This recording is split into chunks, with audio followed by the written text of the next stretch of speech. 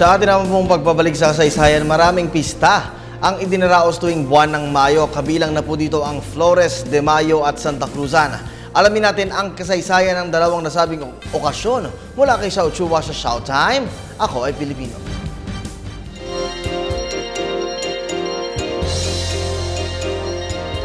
Makasaysayang araw po, it's Showtime!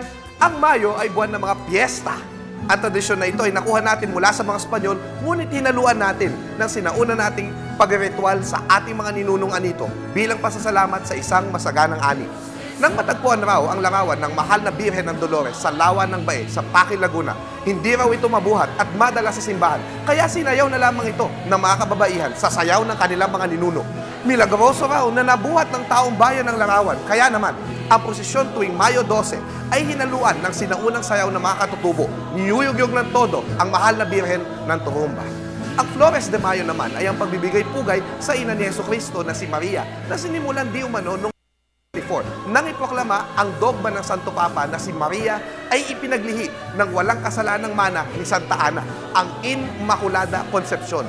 Noong 1867, isinalin ni Padre Mariano Sevilla ang devosyonal na Flores de Maria o ang marikit na bulaklak na sa pagninilay-nilay sa buong buwan ng Mayo ay inihahandog ng mga deboto kay Maria Santissima.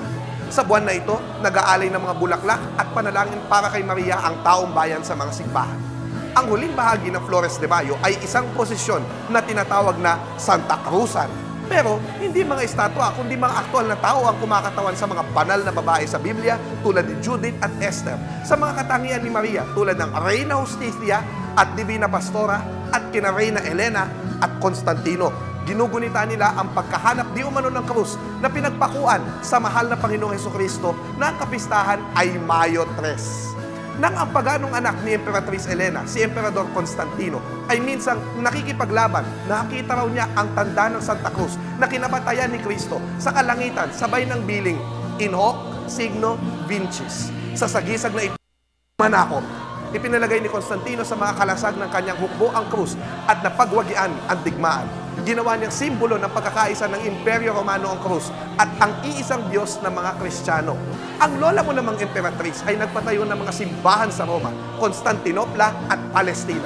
Noong 326 AD, 75 years old na ang lola nang magperegrinasyon sa Jerusalem at doon pinahukay niya ang Golgota o Kalbaryo upang patayuan ng simbahan. Ayon sa kwento, 3 krus ang kanilang nakita.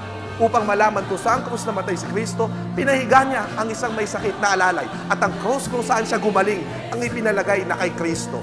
Hinati-hati ang mga krus na ito at noong 2005, ang isang pinaniniwalaang bahagi ay napadpad sa bundok ng San Jose sa Monasterio de Tarlac. Kaya naman, mali ang nakikita natin ng mga magaganda at batang Reina Elena na mga kaedad nila ang konsorte.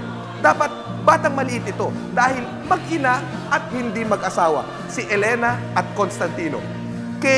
Ako po si Xiao Chua, para sa telebisyon ng bayan. And that was Showtime.